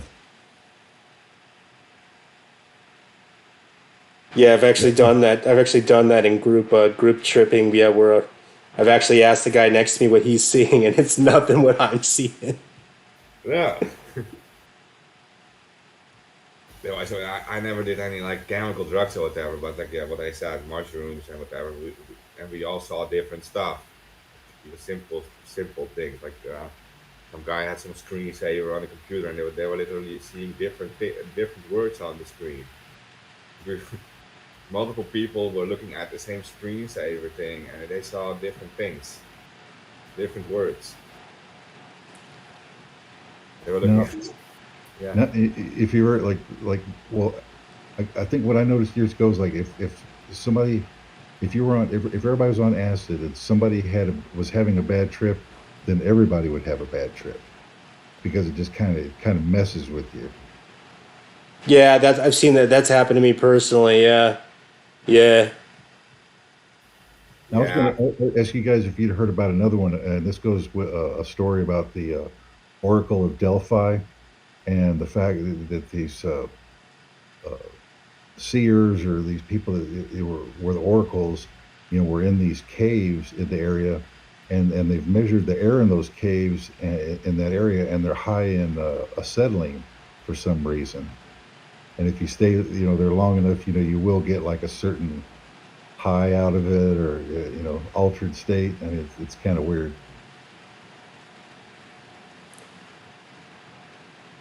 You've heard about that with the Oracle of Delphi. They might have been inhaling some sort of psychedelic gas. Yeah. Well, what was a little bit interesting about it is a lot of the, if you look at the totality of these mystic illusions, or whatever, that they told these people, a lot of them made sense and were predictive in some way, and that interested people, and then they started looking at, like, well, why was this Oracle at Delphi and these people so successful at what they were doing? And then you come into links like that. It is just kind of weird. It's just like, well, so they were getting high on acetylene, and it gave them these abilities. I mean, it's like, is it really that simple? Just, Could be. yeah. I mean, it's your environment makes you. You are what you eat. You hear all these sayings. I mean, it is true. Well, the Native Americans have been doing with God the shamanism practice about inhaling or ingesting hallucinogenic substances to predict or see things that would happen in the future, or they would say talk to the gods, has been going on and still practice even up to this day. It's not something that's gone to the way of the dinosaur. That is something that still goes on even in even some of the South American tribes, where they traditional drink of ayahuasca, which is a way for a shaman to, or his initiation rites, and also the initiation rites of some tribes for the boy to become a man.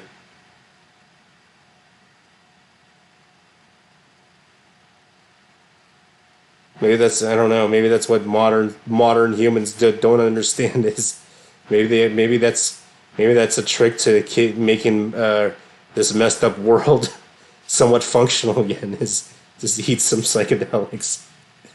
I don't know. yeah. But then there's the question: are they why do we call them psychedelics? I mean, if these things grow in nature and they have this certain effect on us, I mean, it is natural, right? It's not like a superficial thing. This is like a magical. Is it these things like mushrooms and whatever, or DMT, ayahuasca? It grows in nature. Humans can actually eat it. You don't die from it, and you actually get the experiences. So it's part of our reality. Yeah, that's right. There might be some knowledge, some like, what do you call it, metaphor going on there.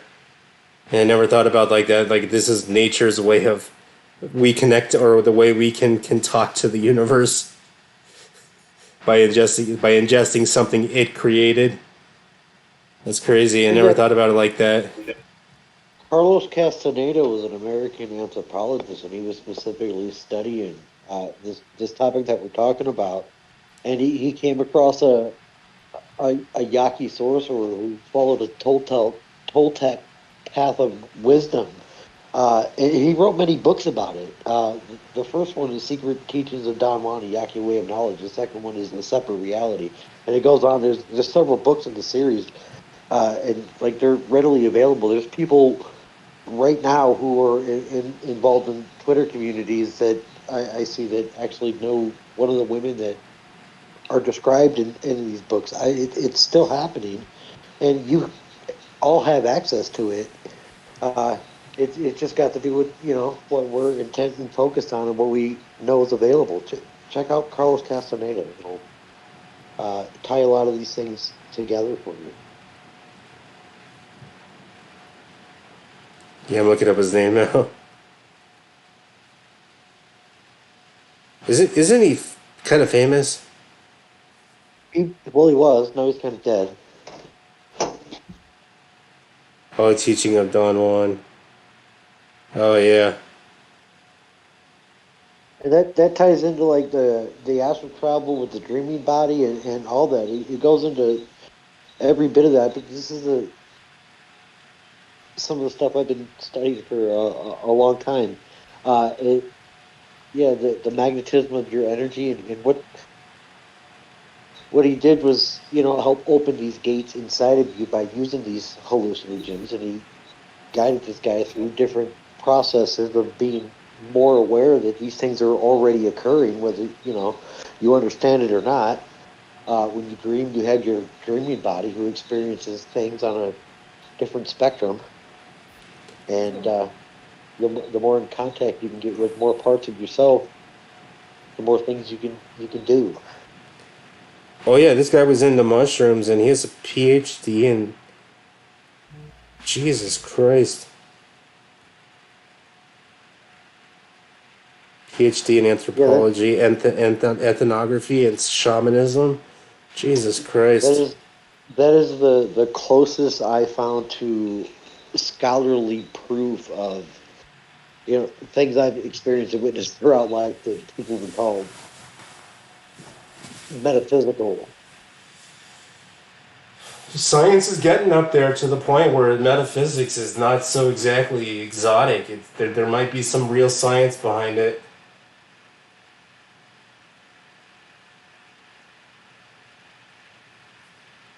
I think by the time science catches up to the wisdom of the ancients, uh, a lot of the things that were hunted down and killed throughout the Crusades and several times before that, it's still oppressed and repressed today. That there'll be a big oops to be said.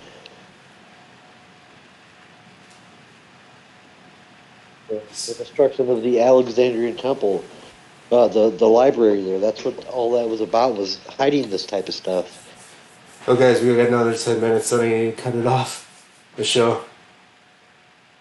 Uh, Even Terrence McKenna was in. Terrence McKenna was kind of out there, though. He's a little too out there for me.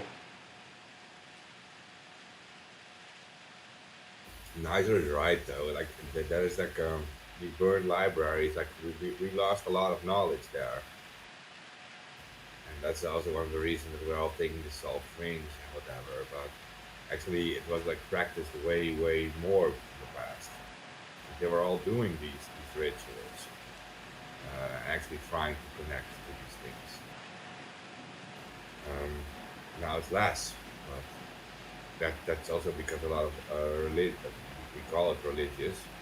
Um, they were suppressed by the Catholic Church or whatever. Um, but back then it was a way of life. Like they were asking nature to help them, for example. They were combining it also with things they found in nature, healing, healing plants, and healing properties of nature. And, they were taking it very seriously. They were praying to trees and everything, and that happened for thousands of years. Not like Yeah, the everything. whole flying on the broomstick fable actually comes from a ceremonial magic ritual where they would use what's called sympathetic magic, where they would actually jump on their brooms as they were planting their seeds to show them how high they want them to grow. It was like a blessing and a dance at the same time, and that's how witches started flying on brooms. Yeah. Okay. Well, and now it is. Now they're actually testing with the effect of electricity on plants, on growing plants. Like in China, whatever, they're making the plants bigger by using electricity. Like they're doing it like shortly, like above the plant, like a few feet above the plants that they're having these electricity, and it actually works. We have like a lot of good results with it. Plants go like 20 to 30% larger by using electricity. So they're increasing the yields and stuff. Like I already discussed in the past, like previously, is like that when you're thinking about something, it generates some form of electricity. And what happens when you have group think, group mindset? So yeah, again, the science, we've lost the science, so to speak, and we don't have, and because it's so long ago, we don't have these stories of all these results they have. Like we're always saying, like they use religion, these are heathens. We can't actually check it out because the church doesn't allow it, and we don't know about the results. We all wash it away, and we don't have the records anymore because of the library. Oh yeah, the Alexander Library burning, that was a big one too.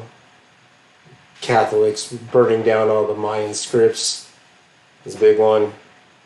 Yeah, all the ones we don't even know about. Like, I mean, there must be a lot of like smaller libraries that don't do that haven't been written down in history. Well, there's Yeah, all I these mean, sources. anytime a city is burned and looted, really, you don't know what's being lost there.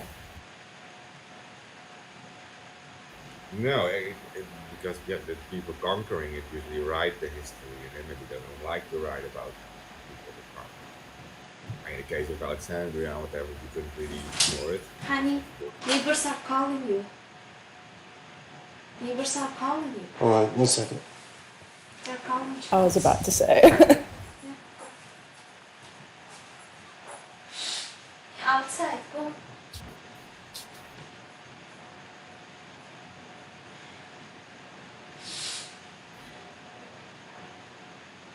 Yeah, so that's it. Like, okay, so you have a lot of knowledge about things in the past, but because it's burned What? down, the evidence is gone, and I left what? civilizations are conquered, and What is that? also then you have Wow. huge things about religion. Did you turn off? You have to turn it off in your car. Come on. I'll turn it off. No, we can hear you on the show. Yeah, I'm- Tyler, we could hear everything you're saying. Yeah. Alright, I'm back. They were here or they were down? There? Yeah. Anyway. Yeah, it's good. So religions dominating other religions, and that's how we lose this kind of knowledge, I guess. But what I was saying is like in the past it was like part of their life. It wasn't really a religion; they were living by it. Like what Nigel also said, they were doing these rituals, and to have these rituals where they were like praying or using their energy and hoping that they would have like a bigger yield and bigger harvest, right? And it was their life. It wasn't just like that they were like praying to some god and hoping something. No, no, they were living this life. They actually were convinced that when they were doing this, it actually had this effect. And not it wasn't just for 10 years in a row. They were doing this for thousands of years.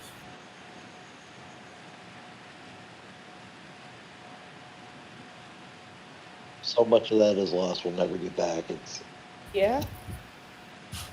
You know, okay, but you look at great leaders of the past, the very dominant leaders, right? And if you have let's say like a guy like Genghis Khan or something, or a guy like Adolf Hitler, for example, what would convince a dominating guy like that it is actually true?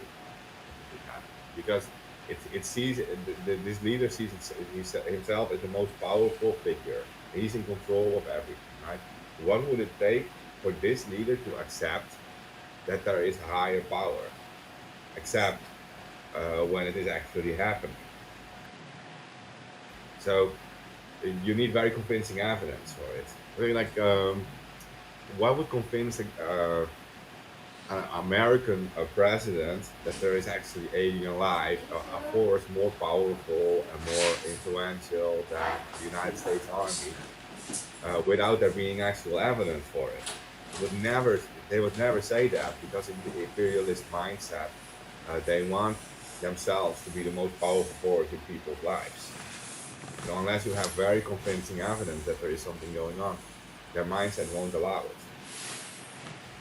I think that also gives some credibility to the whole thing, that the psychological credibility that when these people were doing this, practicing these things for thousands of years, actually something was happening. Whether that is like supernatural power, or just actually part of everything, or they were actually manifesting it all together because they were actually believing it. Yeah, that's we can ask ourselves. They were all believing it, so they were shaping reality. I really wish Purdue wouldn't have dropped the funding for the random number generator experiments, but they really need to bring back those kind of experiments again. They had almost 15 years worth of data, and it proves that the will or even the mind can influence your reality. It's beyond doubting the numbers. Random number generators spread out all over the world, generating the same numbers. That's completely, and this is backed up by scholars. Well, and just like Alamo said earlier, it's kind of like perception, mind over matter. Like, even if you think to yourself like, oh, I'm sick, I want to be sick, like I am sick, like you'll literally make yourself sick. Like it's possible for sure. So Well, that's true. You actually can do that. Or when people think that they're getting better when they're physically in a bad place, even just the thought of them physically being better makes them better. Yeah, it's the random numbers thing. Yeah, that you can't just explain that away very easily. Mathematics is a way of explaining reality around us. So um, it's very fixed with mathematics, and so when you're generating random numbers, it is actually showing you the reality around us, like that. So yeah, so everywhere. So I don't know too much about these experiments, Tyler. But so Well, they generated numbers, and they were like all like showing up the same numbers. random number generator went on for almost 15 years.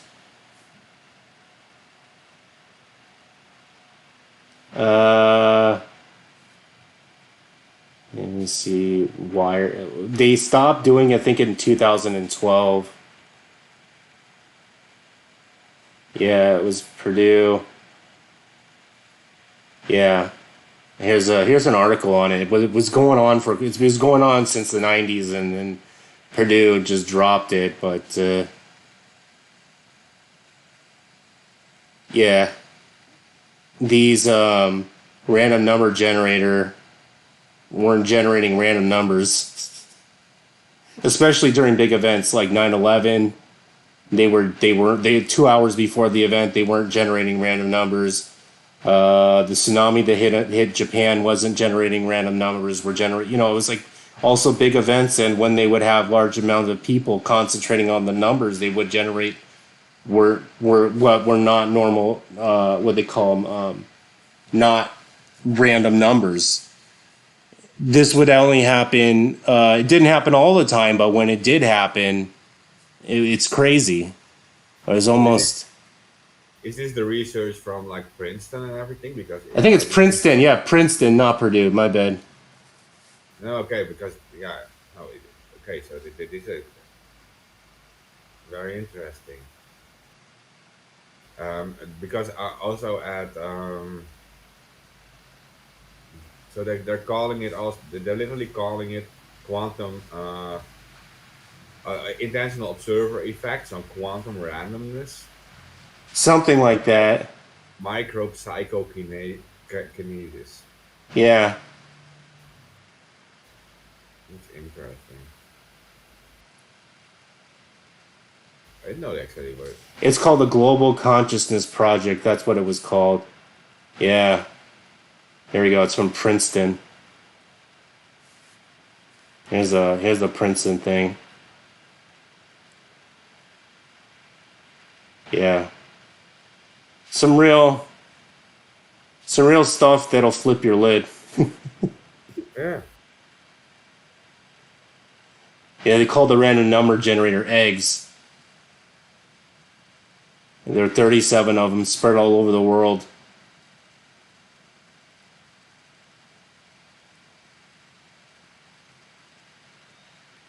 Isn't that crazy? We actually do infect our environment. Just by observation and intention. Yeah, it seems to be.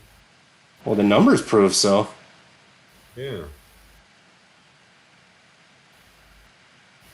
I'm just I'm reading through it right now. It's a lot of text, but actually it starts with Descartes, right? The great philosopher, mathematician, and the poet gambler, and he wrote about his personal experience, mind and reality during the 1640s. And he observed that an otherwise random gambling outcome could be positively influenced by a gambler with a happy and optimistic mood. Yeah. There was another 300 years before empirical examination of mind-matter interactions occurred. And then it started again in the 1940s. That's a shock. There's a lot of studies after that. And then now, and that's since then they have been called it microcycle. That's interesting. Yeah.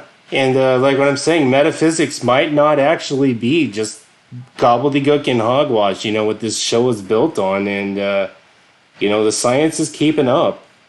And really is. It's just like, but the biggest problem that scientists have is how do you mesh this in with like with the understanding of how the universe works? That's the biggest problem. We know that we can influence numbers, we can influence objects, we can influence times just by focusing and concentrating on it. But how do we harness that? How do we make it? How do we use it in some way that's positive? And that might be that might be where the $3 million question comes in. Or exactly the way it's being used for the negative, but backwards. You saw how they created the propaganda of COVID and shut down the entire world and changed the mindset and attention globally. Well, I actually made a lot of money during COVID, but I was willing to do the work that nobody else was doing, But Yeah. where there's crisis, there's an opportunity, Yeah, but But I mean, you're not making as much as like Jeff Bezos owning Amazon because people are ordering Amazon drones to their house instead of shopping at local stores, which are getting shut down. well, I was Like, making about 10K a month to basically just transport live COVID samples. Nobody would do it, and so like I was it was easy for me, and I was already in the medical field, and I already knew what to do, and so I just, they didn't ask me if I had any permits or anything, and there was an opportunity. I felt bad for everybody, but I got to live too. I moved from what I was normally doing because the facility got shut down because there was too many patients with COVID. So But it is a very good example now you're giving, because they were actually shaping reality in that way. They made the whole world believe something and act in a certain way, and that actually has effects still now today, and it changed our reality. We're still living the after effects, or the effects of consequences. So yeah, and that is the group thinking thing. yeah, I just feel like if the mass media or if the news and everything started pumping out positive stuff, maybe just maybe the world would not be so shitty. Yeah, I'm not joking Yeah. either. If people believe that the world, even if it's fake, if people believe that the whole world was good, the world might actually become good. But if you keep on scaring people to death, I don't know. Like no good can come of that. well, it was a great opportunity for certain things too. You could have made like a far better healthcare system, show where all the gaps were in healthcare, and made it far better for people. I think like this COVID is the perfect opportunity. We will have a far better healthcare now for everyone. Like more budget towards healthcare, looking at like, well, actually, if there's like some kind of pandemic, we don't have enough budget. We don't have enough spots in the hospital, whatever. So we need more hospitals, right? We need more stuff. But yeah, it's all negativity coming out of it. And Right, but it did set a good example because with the world response, how fast they got COVID use all over the planet. Why can't we use that same information and technology to get, I don't know, food all over the planet and end starvation? Let's, yeah, Well, it's nothing. actually for the American economy, it did teach them one thing, and I've been saying this for years, is I was seeing a lot of people, losing their jobs due to exporting, the hard work, and now they're realizing that you need to make everything yourself and don't export. Try and do it internally, or these kind of flow problems. That's probably one good thing that came out of it. But where there comes manufacturing, there comes pollution. That'll be on the rise. So it's kind of a win lose situation. More so losing than when they shut everything down. I don't want to get all political on the show, but like shutting down, let people not working gets real rough real quick. I had to get creative. I mean, maybe then people will start working on their families and gardens. Well, the thing is that your family and gardens are going on there, but the rent man or the mortgage man or the banks, they don't care. Then we shouldn't care either. Yeah, exactly. Stay off my fucking land. How's that? I'm doing this to feed my family because that's it.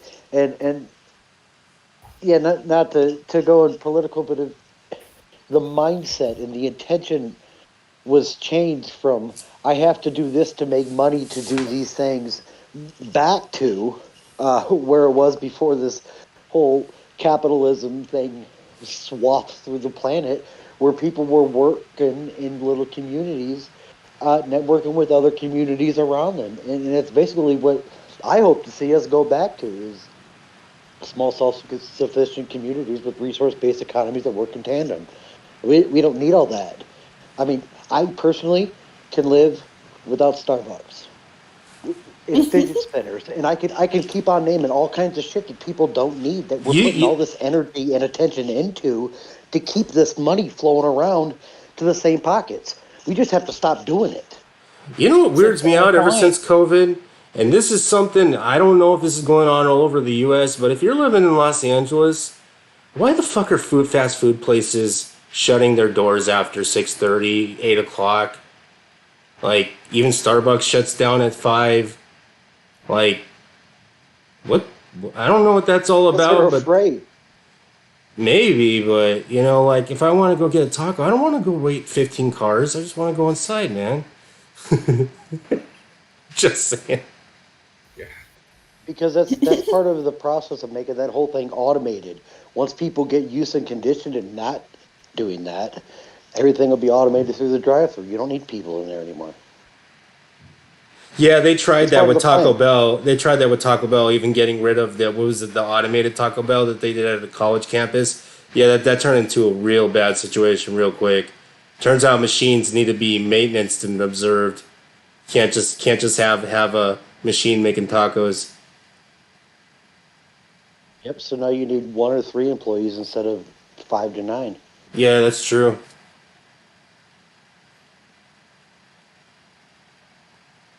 Okay, guys, we got about 3 minutes left. Anything else I didn't get?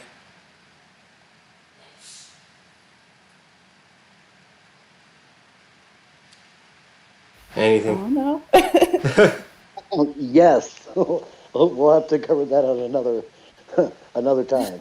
That's a story for another day. Yeah.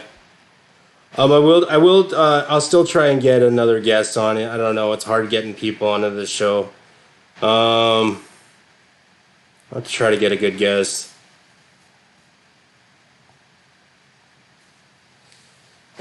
Also, if you guys are listening to Apple Podcasts, once again, this is not a live show on Apple Podcasts. You're going to have to search us on Twitter or listen to us on our live stream on YouTube. There'll be constantly things that we will point out in future shows that will be on the streaming screen that you won't be able to see on the audio version on Apple Podcasts unless they let us at some future point do us like a streamcast. But I doubt that Apple Podcast is going to allow us to do that anytime in the near future. Um, Anything else, guys? Stay informed.